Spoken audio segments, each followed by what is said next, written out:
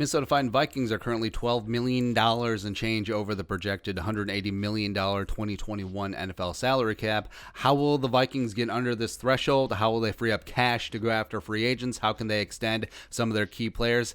I think we know. I think we all know.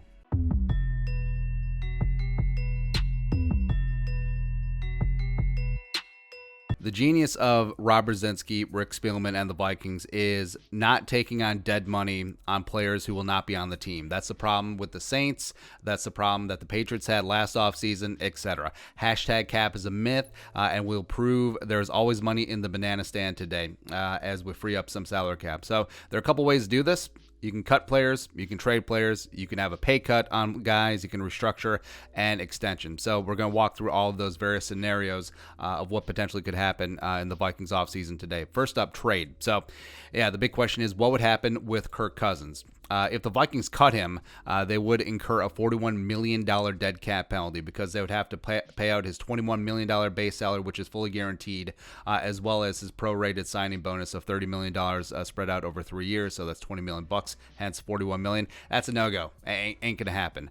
Also, it would be $76 million if they cut him after the third day of the new league year when his $35 million 2022 base salary kicks in. But what if they trade him? So that's the same problem that the Rams ran into with Jared Goff. They couldn't just cut him because of his guaranteed salary. So they had to find a patsy, a.k.a. the Lions, to take on that deal, and they paid extra draft picks to make that happen. So what would happen if Kirk Cousins was traded to, say, the Niners or the Broncos or whatever? So when you think about cap hits, think about when that money hits the player's bank account and who pays it. So if they traded Kirk, the Vikings would only have $20 million in dead cap. So let's actually see the numbers.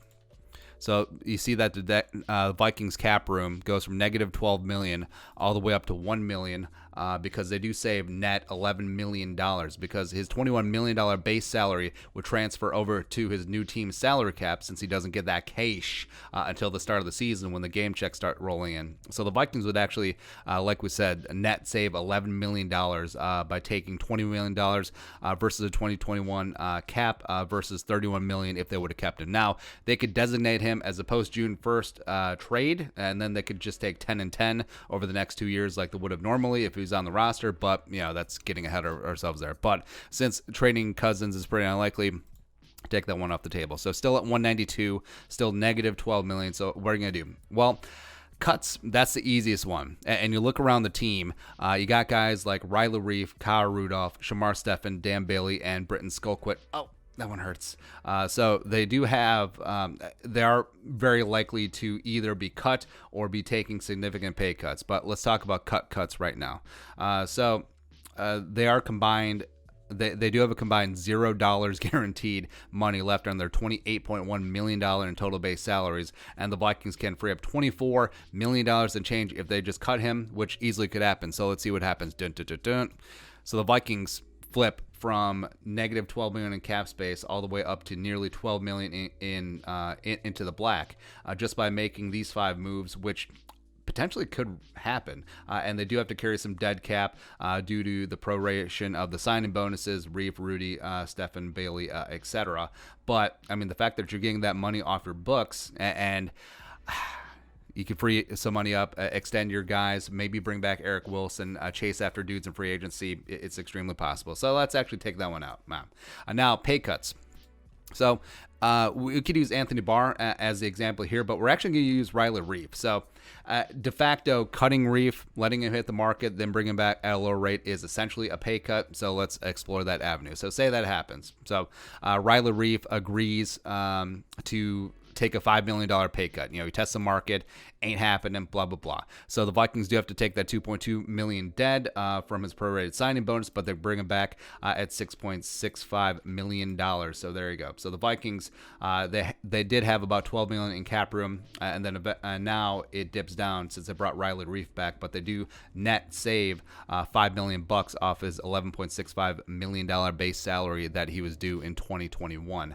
Next up, so restructures gets thrown around a lot, right? So you'll hear that. And there, again, there's a distinction between pay cut, which Riley Reef took last offseason, and restructures, which, like Eric Kendricks has taken in the past. So Restructures are generally written into a player's contract, and the teams are allowed to reshuffle their deals whenever they feel like. They don't need players' approval.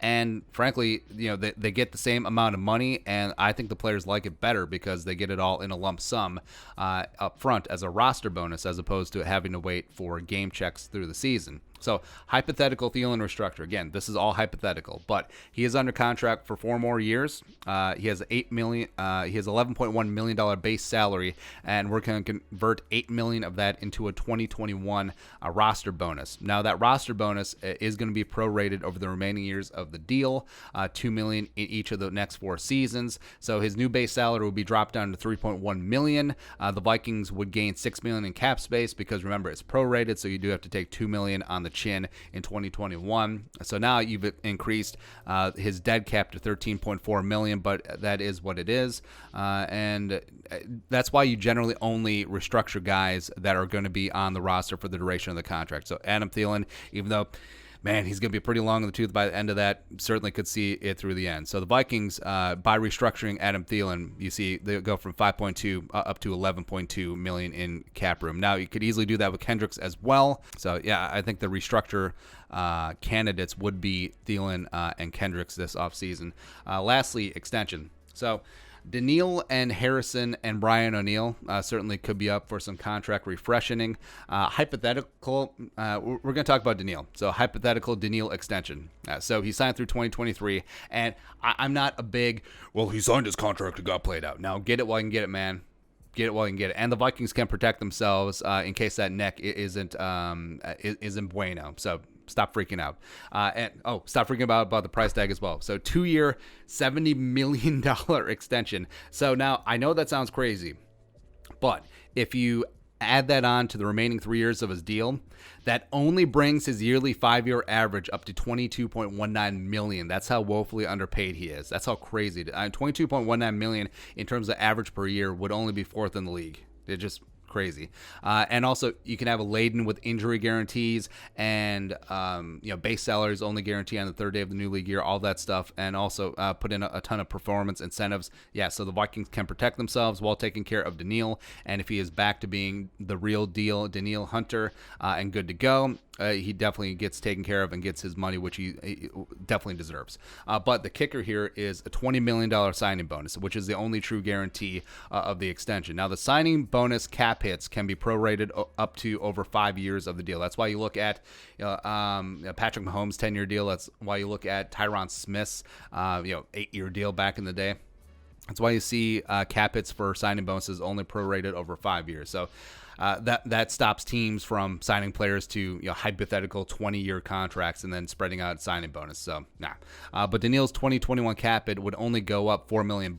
So it would go from 5 up to 9, and people are freaking out. Well, if they signed Daniil Hunter to a big time extension, what's going to happen to salary cap? Well, his base salary doesn't change because it is a true extension. He does have 3 years left on his deal, and then the cap hit from his bonuses does go up to 9. So the Vikings do only lose out on $4 million in cap space. They do take care of Daniil Hunter, and when the bill comes due, the last couple of years, again, the money isn't guaranteed, as well as the cap hopefully it will be going up within the next 5 years. And again, that's to a degree kicking the can down the road, but not necessarily. And I think the Vikings have been extremely good at taking care of the dead cap, and Rob Brzezinski has been a phenomenal money manager in that regard. So, those are just a couple of moves that the Vikings could easily make to go from negative $12 million in cap space up to $7 million. So netting off $19 million in the right direction. And hell, what if they don't even resign Riley Reef?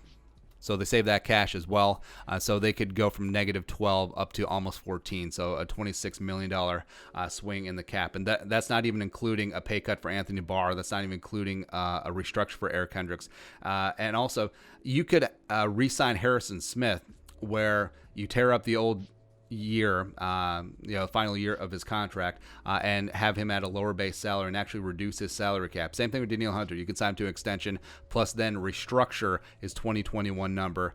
There's always ways to get around the salary cap, and smart ways, as opposed to just taking on tons of dead cap on players who are not going to be on the roster for the long term.